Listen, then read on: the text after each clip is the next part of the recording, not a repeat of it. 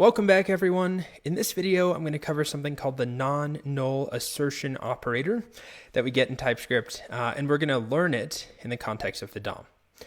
So to follow along, make sure you have a button with some ID in your HTML file that we can then select.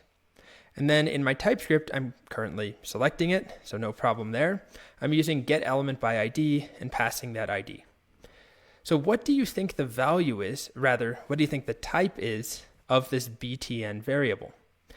TypeScript knows about the DOM and the different types of things we get back. I mean, what sort of, if I go to my file here, if I do a document.getElementById btn, what do we get back there if I save that to a variable? And oh, I'm reusing that variable name, so let's not do that. Let's change it to button. Sure. So what is button? What type of object is button? If we take a look, console.dir, and scroll way down, it's an HTML button element, right? So JavaScript knows that, or at least, that's on the prototype chain. So is that then the return type? The answer is no. The return type is a little more complicated. Document.getElementById is going to return to us an HTML element or null. It's a union type.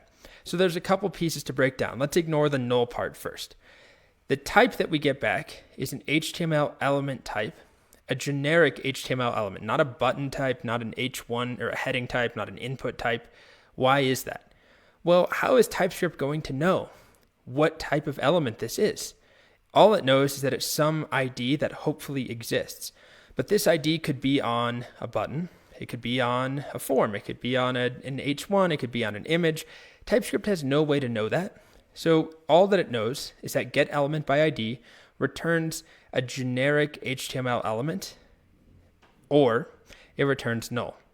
Now, why would it potentially return null if it doesn't find that element? TypeScript doesn't know. Is there something with this ID that exists on the page?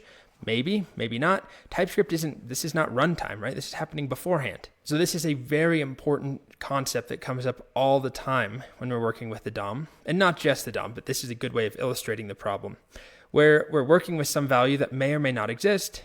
We either found an element or we did not. And that's going to hinder us potentially, or at least cause, it's not problems, but it is going to require us to pay attention to that fact as we try and do things. For example, what if I try and do add event listener, and then I want to listen for a click? Well, TypeScript's going to complain, and it's going to say over here, object is possibly null. You can't do that, right? If something is possibly null, there's no add event listener on it. So we have a couple of solutions. One is to use the question mark operator that we put after button, and that is telling JavaScript, it's not a TypeScripty thing, right? That's just telling JavaScript, if button exists, then carry on with this. Otherwise, if there is no button, then don't run this. So this at least allows us to add some control in. And let's put a little callback in here that just maybe alerts clicked or something. Okay. So we know that there's a button, right? We see it right here, btn, it has that ID. We know it's going to be found, but every time we use btn, this variable name, if we try and do anything with it, TypeScript is going to complain to us that it could be null. You can't do that. But let's just verify it does indeed work. If I click, we get clicked. You can see my alert right there. Excellent. Okay. So this is one approach. This is one thing we can do every time we need to access or work with btn. We just use a question mark afterwards. And if btn is not found, if it doesn't exist, like if I change this ID, well, now there's not going to be a btn. What happens? Does our click event listener still work? Let's take a look at our variable. It is null, right? TypeScript said it could be null. It is null. So we can't do null.addEventListener. Of course, that would give us an error. But instead, that's not actually happening. We didn't get an error. Nothing's happening at all because this evaluated to null. This question mark operator, the optional chaining operator, said, nope, not going to run any of this. So that is one approach. Now there's a totally different approach that only exists in TypeScript. And this TypeScript approach involves something called the non-null assertion operator, which is the exclamation point. If we put the exclamation point after this line of code right here, this tells TypeScript, stop worrying. This is guaranteed not to be null. So now it's going to say that the type is HTML element. If I get rid of that, TypeScript's going to say it's HTML element or null. I don't know.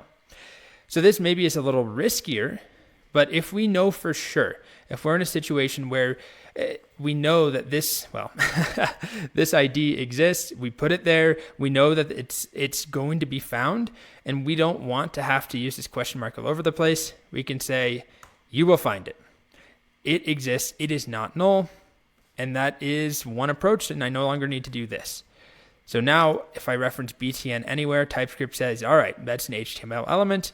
It's just another approach, but I only would use this in situations where you know for sure that a value will be found or that it won't be null.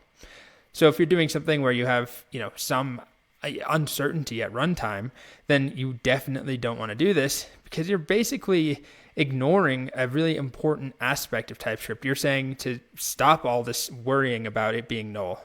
But TypeScript worrying about something being null is the point of TypeScript. It's one of the points. You don't want to eliminate that unless you know for sure that something exists.